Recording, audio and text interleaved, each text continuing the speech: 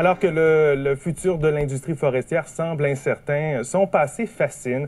Un jeune documentariste réalise un film sur les hommes des bois et leur histoire. Aujourd'hui, le musée du bûcheron de Grande-Pile s'est transformé en plateau de tournage où 7 anciens bûcherons de la région étaient invités à témoigner.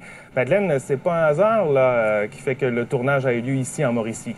Le film porte sur tous les bûcherons du Québec, mais le réalisateur s'est vite rendu compte que les gens qu'il voulait interviewer avaient pour la plupart travaillé donc comme bûcherons ici en Mauricie. Également, le musée du bûcheron lui est apparu comme une mine d'or pour documenter son projet. Son film s'appelle Hommes des bois, bûcherons de chantier et nous nous sommes rendus sur le lieu du tournage aujourd'hui. À une époque qui appartient maintenant au folklore, ces hommes ont été bûcherons. Aujourd'hui, ils ont ressorti leurs scies, leurs chemises à carreaux et leurs vieux souvenirs.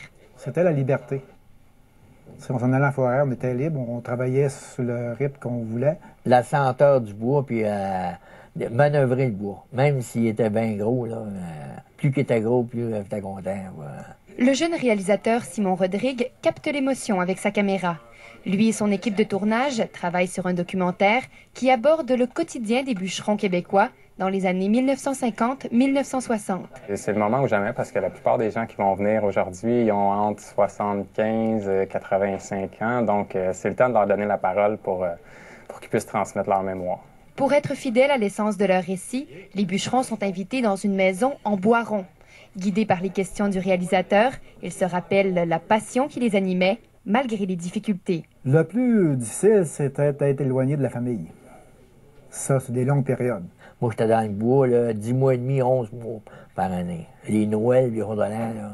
Le documentaire sera totalement différent de ce que le public est habitué de voir, en noir et blanc et qui donne la parole aux historiens. Je vais inclure de l'animation pour aller chercher un peu le côté fantastique des bûcherons puis des histoires qui sont racontées. Simon Rodrigue compte présenter son film lors de festivals forestiers. Il espère que ce documentaire deviendra pour les bûcherons et leurs familles un témoignage fidèle de leur passé.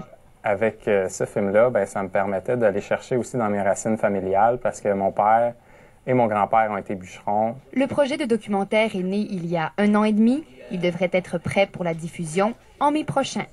Madeleine Goubeau, Radio-Canada, Grande-Pile.